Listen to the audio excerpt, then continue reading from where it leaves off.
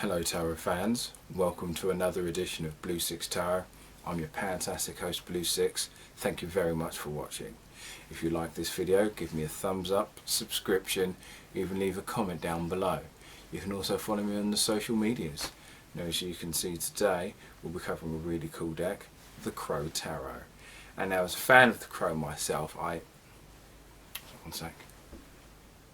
What do you mean not that Crow?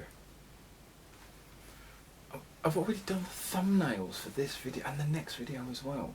In all of this. What do you mean not that Crow? Fine. Back in a sec. Hey Tarot fans, etc, etc. So today we'll be looking at the Crow Tarot. Really nice deck. I've had this for a while now. If you have been following on the social media, you would have seen this deck come up a few times. Without further ado, let's take a look. And so, roll on that intro. Hey, can you warn me next time so I don't have to cut just to wash that stuff off my face again? Oh, cheers, thanks. What do you mean? Is it still recording?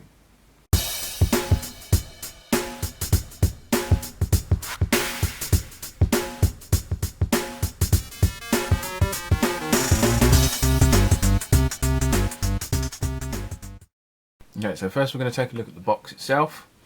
As you can tell there, so the artwork is pretty much on display at the beginning. This would look quite nice on your shelf next to some other decks. Now this is like a hard box, so this is the sort of thing you can keep in your bag without necessarily damaging the integrity of the box, unless you start keeping all your crystals in there. So this is what we have on the back. I'll let you pause to read at your leisure. And of course, we need to see how big the box is. So we are looking at a box of 5.5 inches by about just short of 4 inches. So got a nice little sliding box. This is done by US Games Systems. It's available there. So take a quick look at the book. The back of the cards are kind of like brown leaves. At least that's how they look to me. I'll just take this out of the way for the time being. The book itself is quite nice. It's also kind of thick, so if you just wanted to read this separately, you can have it in your bag. It'll keep once again to keep integrity. It's quite a thick card really. So just going to show how much I've been using the book myself. But got a nice little picture there. Got the full there, so it's quite nice. I've got a nice little thing here. Pause at your leisure. There we go. So, just the general description and design of the tarot itself, and then it just goes straight into the majors. So, just straight description. I'm telling you the element of each card, keywords, and just a nice couple of small paragraphs describing the meaning of the card. So have a quick flick to the back to see if there's any spreads, and there are a couple. We've got one spread here, and so maybe in the future we'll do a tutorial spread reading. Give that a look, and I believe that's about it. And here we have the creator of the deck here. Once again, pause for your leisure, and now we'll move on to the majors. Okay, so this time around we're going to be looking at 6 rather than 5 majors. So we're going to take a look. So we're going to first be looking at the Fool, my favourite card. One thing I like about this one, how it varies to the classic, is first of all, there's no little dog. I mean, it would be weird if there was, let's be fair, but there's no little dog, and they're on a little log going down a stream. So I think that's quite nice. And I believe that the feather up here looks more like the feather that would be in the cap of the Fool. So it's a nice little addition there, but without necessarily being too unconnected to the theme of the deck at least. So next we're going to take a look at the strength. So usually strength isn't a card I add into this because the card tends to be pretty much the same. Usually a woman holding down a lion, if not physically holding it down, or at least holding it in some way. I like this one in this the fact the crow is just on top of the lion's face. Once again, it's still got nice little decorative flowers on the lion's mane themselves, but not necessarily. The lion doesn't look like they're being held down or restrained. The lion looks quite tired, to be honest. It looks quite chill. It's a chill lion. So next we'll take a look at the Hanged Man. So I like this one also because it has that because it looks like something birds would do, you know, hanging off of the hanging upside down from a tree to get whatever it needs to. So this kind of has that closer feeling towards the actual action of nature, which looks quite nice. I love the little poppies at the bottom. I could not tell you what flowers these are at the top. If you want to leave a comment at the bottom, let me know what these flowers are. I would be appreciative. The other thing I find interesting about this is what comes up next with the death card. As in, the death card looks like it's happening just slightly further down from this card here. So what I find interesting about this is not only does it look like it's following straight on from the Hanged Man with the poppies in the background, but also instead of it being the Grim Reaper or the Spectre of Death, this appears, to me at least, it comes across as the physical death of the crow and the spiritual release of the former crow. So the dead body and the spirit of the crow going up and ascending to the heavens, which I think is quite nice. So though it has the image of death in it, it's more symbolic of hope and kind of freedom. So you've now ditched the old and now going towards the new. Now we move on to the devil. First off, I love the skull.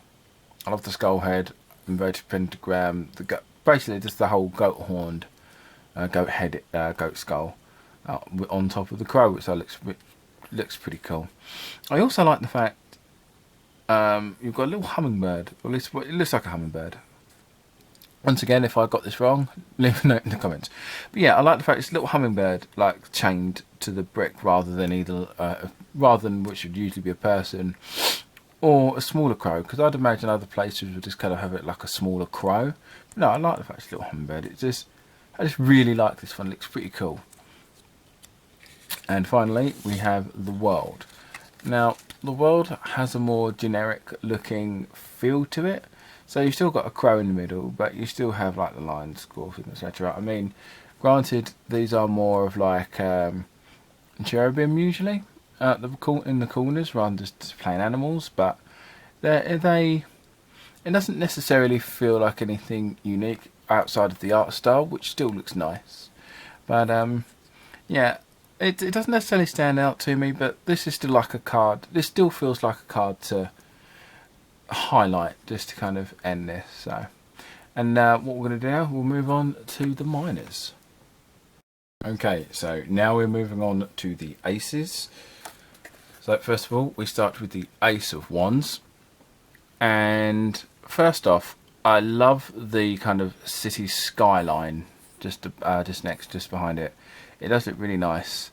So it has that feeling of being able to step out of modern civilization to kind of what we have here, a bit of countryside or a bit of farmland or something. So it is that feeling of not necessarily the bridge between where we are now to where we used to be, but more like the blending of the two. They're so near each other yet so far. Well, I just like that. I like the little design of the wand as well. And one of the other things I've not really said is there's kind of like the detail to the crow feathers. I think is really nice. So we got the Ace of Cups.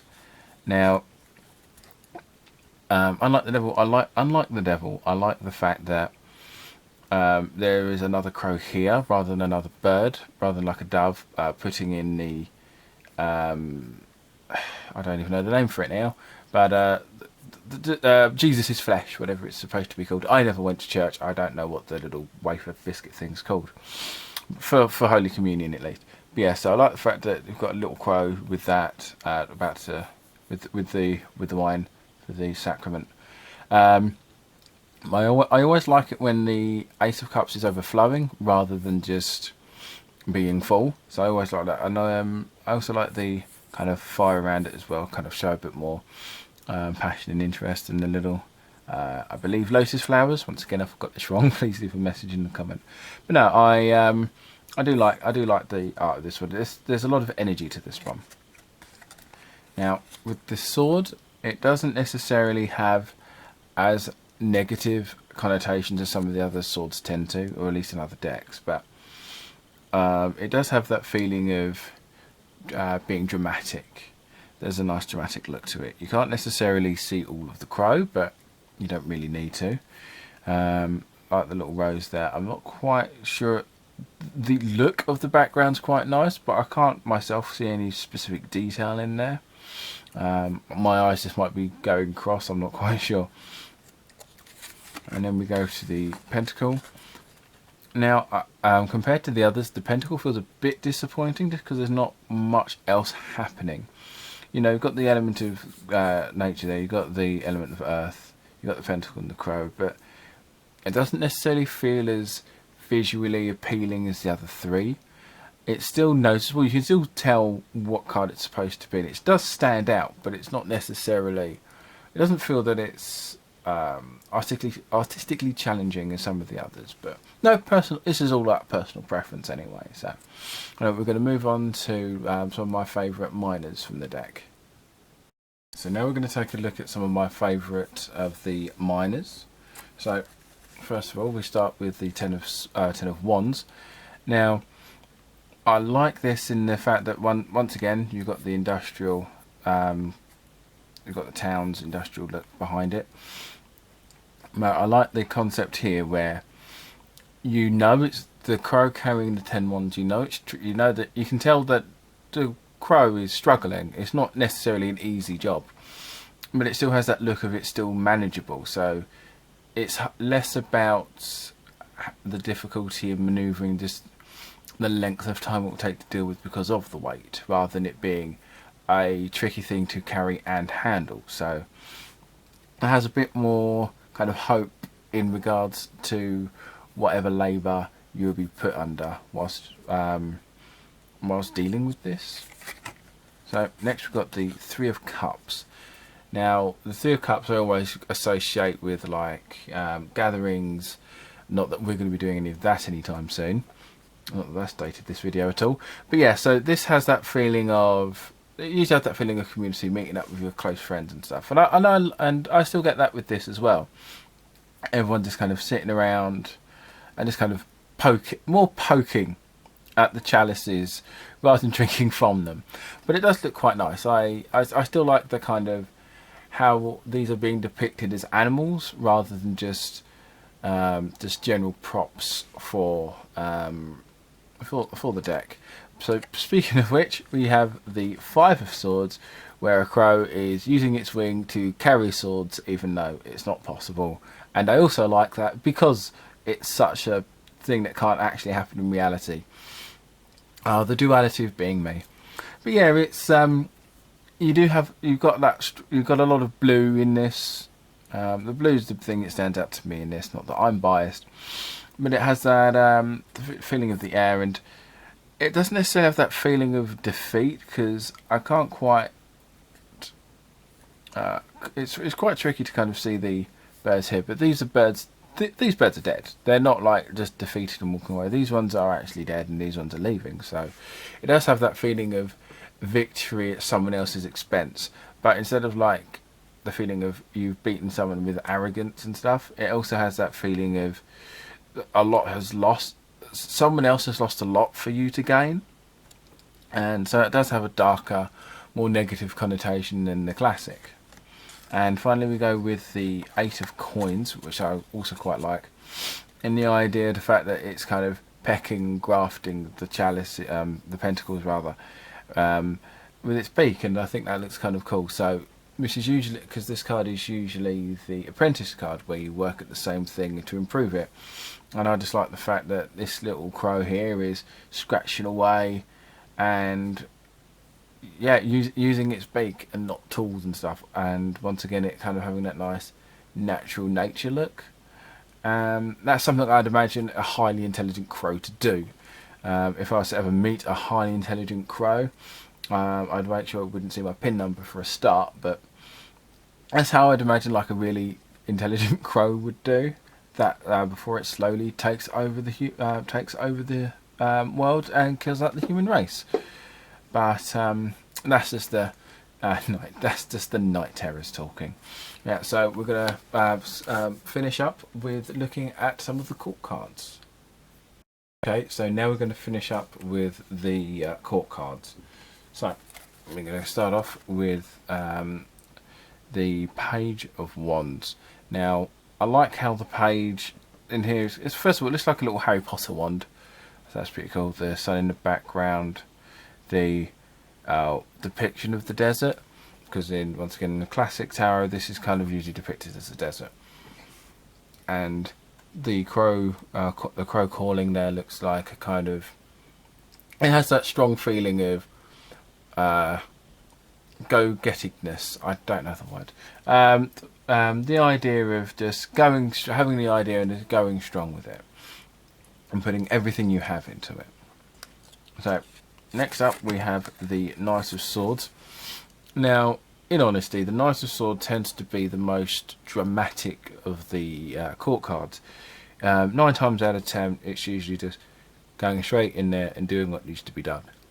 Going hell for leather and just getting stuff done what needs to be done. And very rarely do other cards look more dramatic than the Knight of Swords.